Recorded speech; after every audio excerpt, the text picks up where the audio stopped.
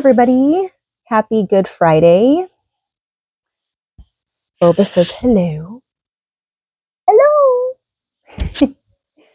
So I wanted to take some time and make this video in honor of this day and kind of give some background of how I perceive and feel about Christianity, religion in general, God, Jesus, the whole story, right?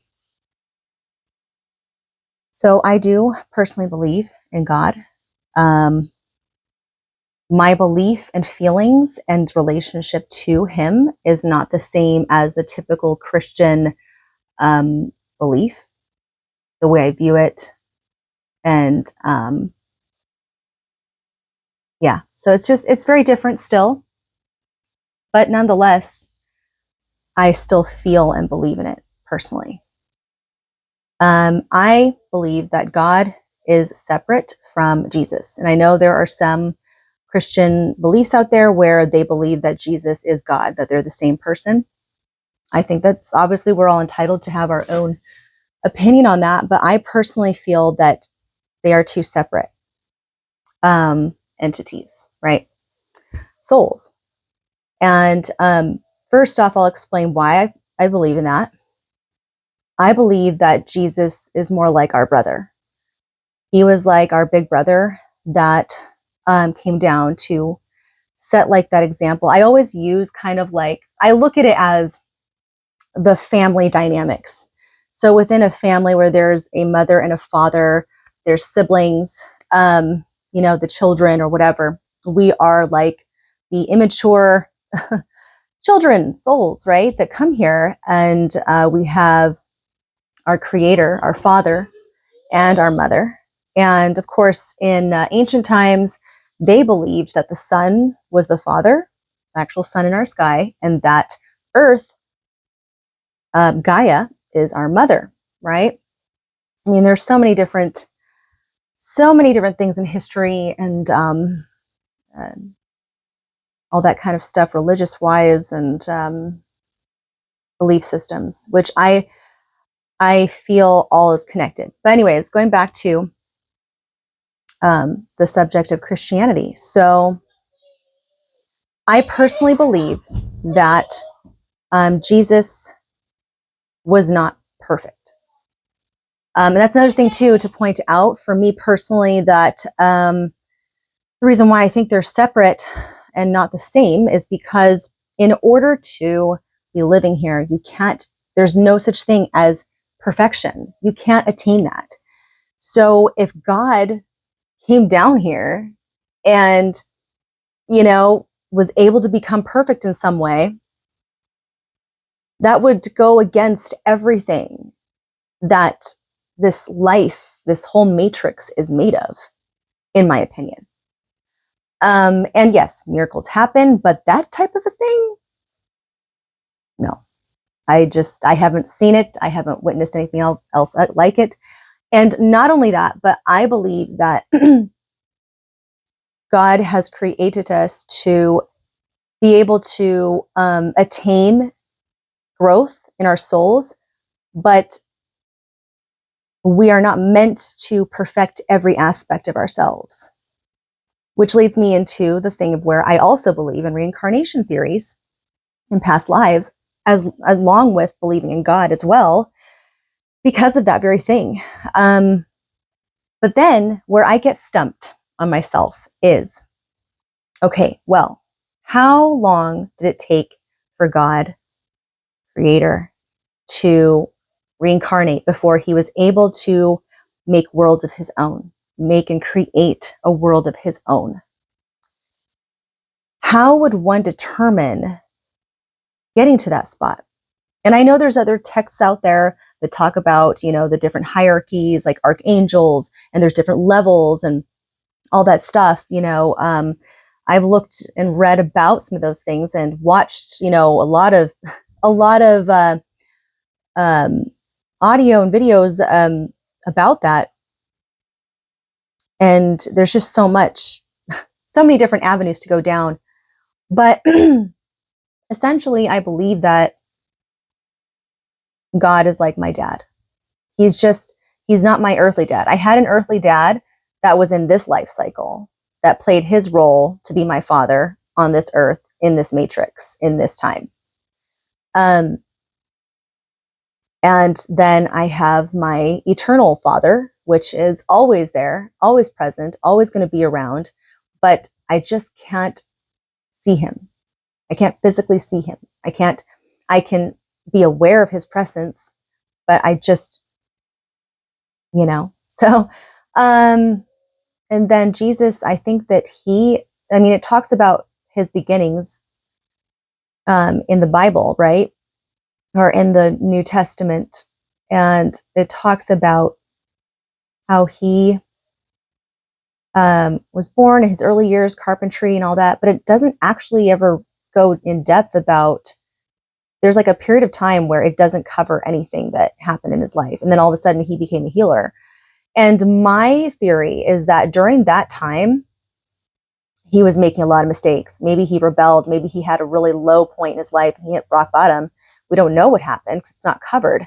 And then he made a change in his life and went on and decided to become an example and to help others, to dedicate his life to service. So that is my theory on that.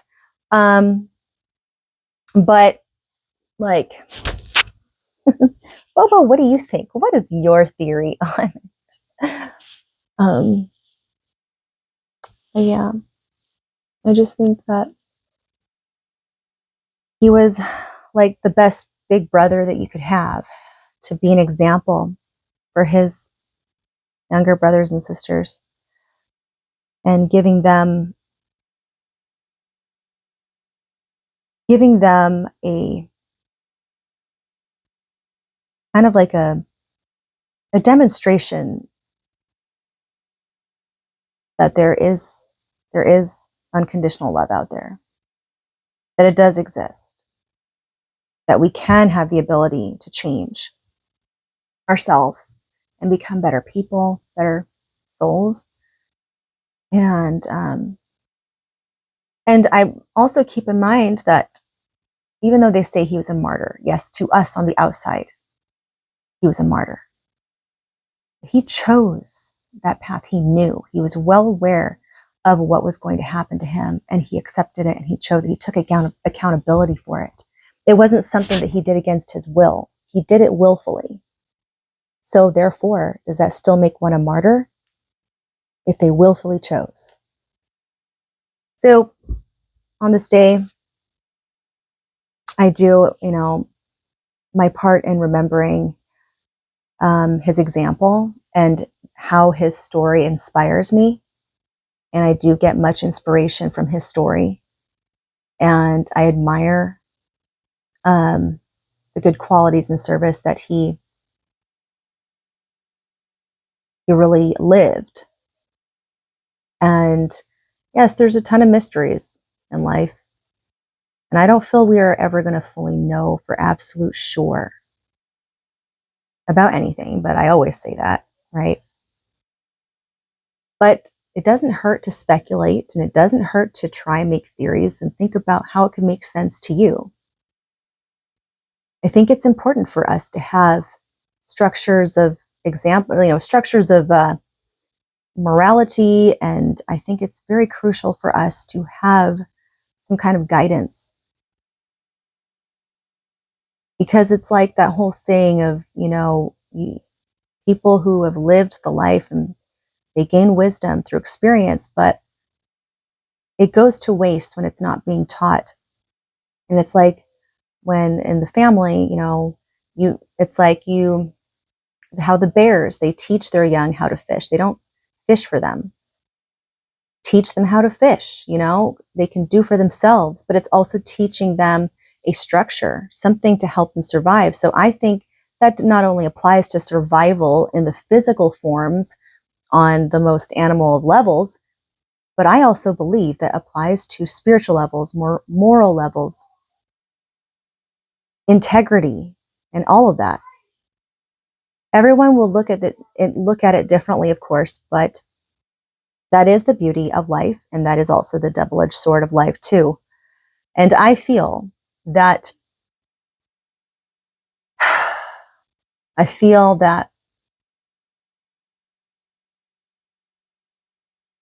feel triggered sometimes. Yes, I'm using the dumb word triggered. I do feel triggered sometimes when I witness things that are just like so, in my opinion, my viewpoint, very degenerative and lower minded. And I feel like it just, when people just focus on looks, sexuality, promiscuity, and they have nothing else going on up in their minds, in their consciousness, they don't even have any care or desire to deep dive into something deeper. I mean, that's like the biggest turn off for me. I honestly can't stand that. But I also cannot stand manipulation. I do not like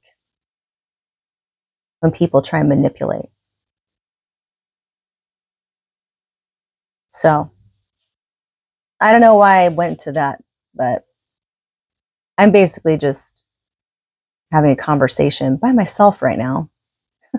I'm just talking to my phone, just talking to myself, but also unleashing things, that little bits and pieces of me that I personally view and feel inside. Every story that has been told about belief, religion, they're all connected. They all have the same characters. They all have the same storyline. There's just little differences here and there. I mean, even in the Bible, it says like you can become eternal. Well, then that's exactly, you can even say reincarnation is being eternal because you're cycling. It continues. There's no absolute end. I guess the only religion that would go against that theory is, and it's Catholic, the Catholic religion, because they believe that if you are bad, you go to hell and that's it. That means eternal brimstone, which I honestly don't believe at all. Sorry. And I apologize if you have a different viewpoint. That's mine. Actually, why do I apologize? I have a right to have my own viewpoint. Yeah, but you get what I mean. I respect your view, but that's my view. So, and I think that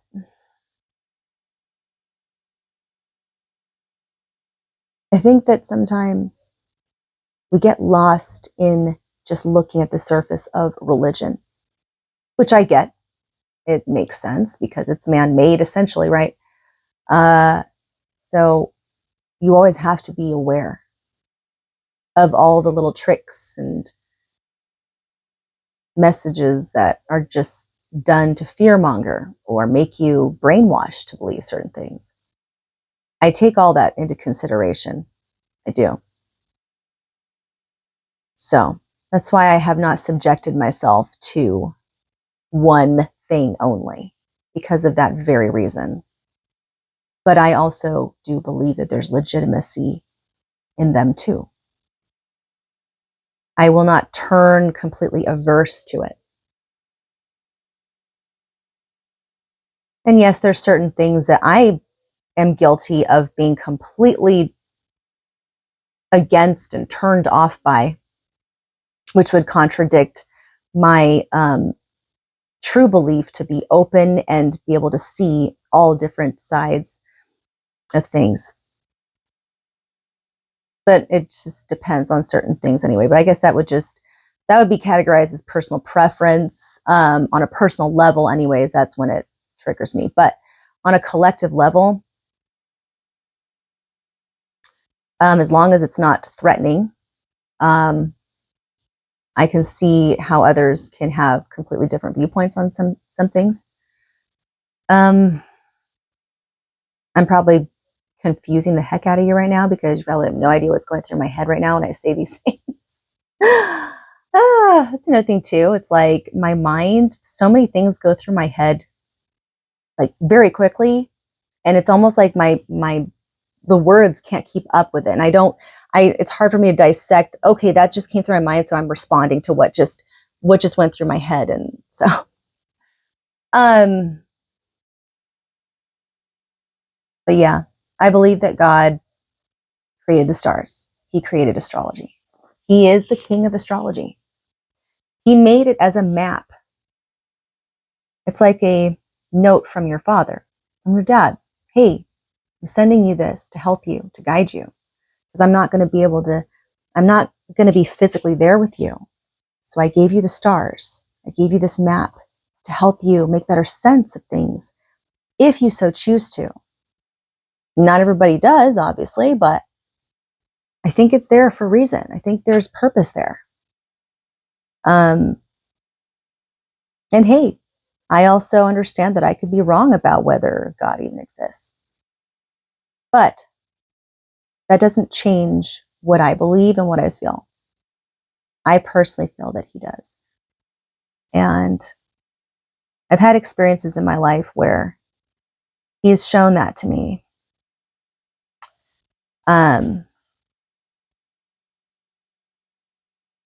And, you know, he's been there for me in my life. He's really helped me through a lot of stuff, difficult stuff.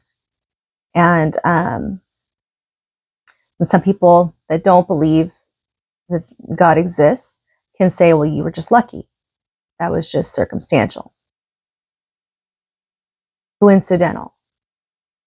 And that's okay for them to believe that too. But a lot of times, you know, when you're not in that position and you didn't go through it, you know what you feel, right? You know what you feel. And an outsider doesn't know what you feel. They never could, and they never will. And that is another reason why they essentially say that we are, in actuality, really in this world alone. Of course, right off the bat, it sounds scary. Well, we're not alone, but on this journey of life, our soul journey is alone. Because no one else can understand us, and we cannot understand everybody else fully. It's impossible. You can get, maybe higher chances of understanding and get close to it. You can never fully know. And I think maybe the only one that can fully know is your creator, right? It's just like the inventor, the one who invents all these scientists out there. When they create their projects, they know every aspect of their project. They know it. And they know how to fix it. They know how to make it work. And I think that's kind of the same situation here.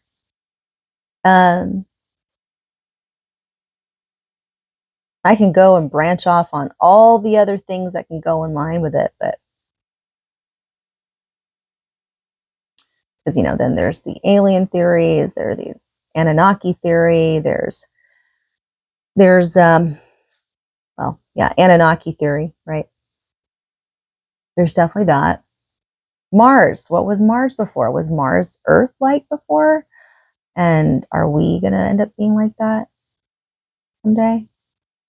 And I wonder, what if Mars was Earth before, and before the big extinction happened, they just in time knew, so they sent two, and the ship was going to explode and self-destruct, and there was not enough time to make sure to bring all the technology and all the knowledge and everything. And so they sent two babies, maybe not two babies, but two kids, like that one story, what, Blue Lagoon? Like, they're innocent, so they're not knowledgeable. They don't have this memory of what old life was. They were still pretty fresh and new, but that could be like the Adam and Eve, I guess. And then they come here. But then again, another thing that doesn't make sense to me is how in the heck did they keep the bloodlines going without it completely dying off, because obviously we all know that incest creates like, you know, deformities and a lot of you know, what is it called, mutations.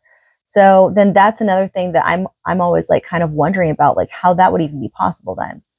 um but then again, like life was different back then too, and the climates were different, the poles were different, everything was different. We don't know how it all functioned, and things were more, maybe they were more like organic, and so there wasn't as much toxin there, or maybe there was, I don't know, just everything just combines, and chemistry, like the tiniest of things, the tiniest of changes and differences can affect so much just from that one tiny difference.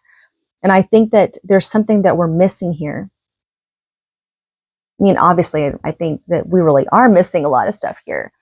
But yeah, just kind of ranting now again. Anyways, I'm very curious to know what everyone else's viewpoint is, what their view, what their feeling is in regard to religion, um, and you know, a lot of times too is even people who maybe one point did believe, or maybe they never believed, but your beginnings also form your judgment on something. And sometimes people hold grudges and they don't let go of it. So then they turn against it. Or the grudges form because they don't want to go with societal standards and it's just an act of rebellion. Or they're just more logical in thinking and they haven't had proof and they need to be witness to it in order to have, like, okay, I believe now. I haven't seen it. I don't see it. Doesn't make sense to me, so I don't believe it, right? Or what else? Yeah. Yeah, there's a lot of questions. A lot of questions, but I love trying to figure it out. I love trying to figure it out. So, yeah. Anyways, happy Good Friday, and I hope you guys have a wonderful weekend. Um,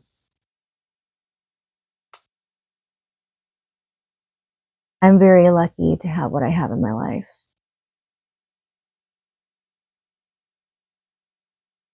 So, and for all the experiences I've had, I could have lost my way many times. So, I just want you guys to know that just be grateful for your life. Sometimes we get caught in the moments when we're down, but it's important to realize that at least we can breathe, and at least we exist and have a chance. If you're breathing, you have a chance to make a change. Peace out.